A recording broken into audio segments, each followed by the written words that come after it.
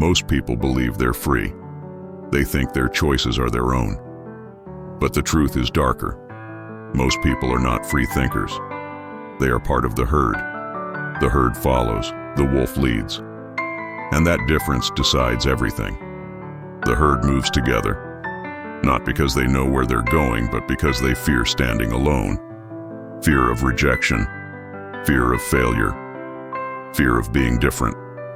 So they copy the crowd, repeat the same routines, and live lives already scripted for them. They're taught to seek safety in numbers, believing that if everyone else is doing it, it must be the right path. This is the great illusion of security.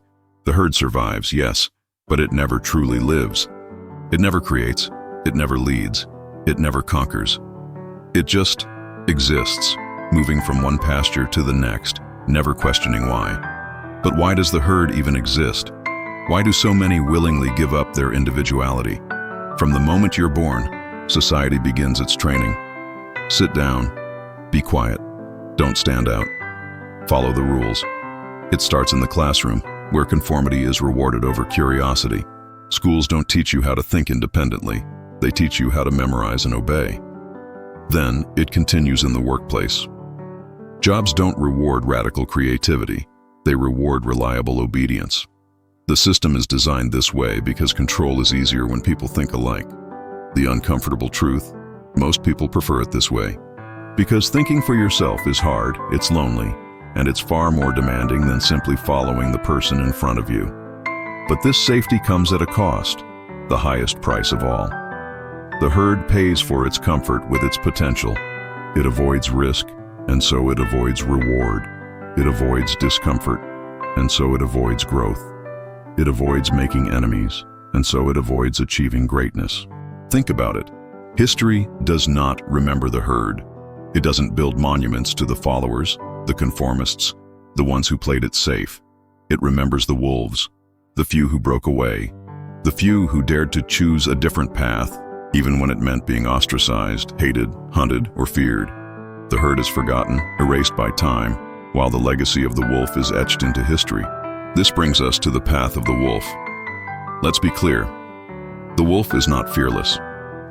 The wolf feels fear just like any other creature. The difference is that the wolf acts despite the fear.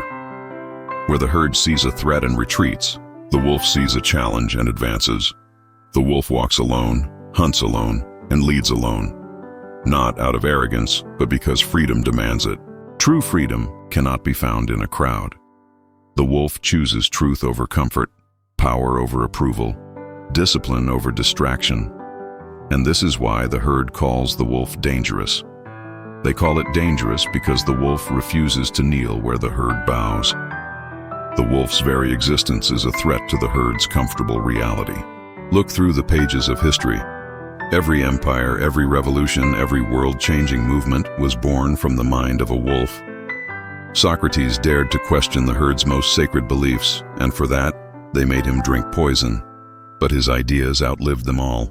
Machiavelli wrote for rulers, not for followers. He was despised by the herd for his brutal honesty about power.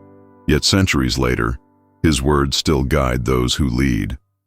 From Alexander the Great to Steve Jobs, every great leader was once the wolf the herd rejected. And conversely, every weak leader who pandered to the crowd was eventually swallowed by the very herd they tried to please. Today, the herd is louder and more powerful than ever before. It's the digital herd. They scroll together on social media, consume the same content, echo the same opinions, and get outraged by the same things. They are united by algorithms designed to keep them clicking, not thinking. They fear silence, because silence forces thought. It forces you to confront who you are when no one is watching, liking, or commenting. But the wolf still stands apart. The wolf uses that silence as a weapon, as a tool for clarity and focus. The wolf doesn't follow trends. The wolf understands the principles that create movements. The choice remains the same as it has for centuries.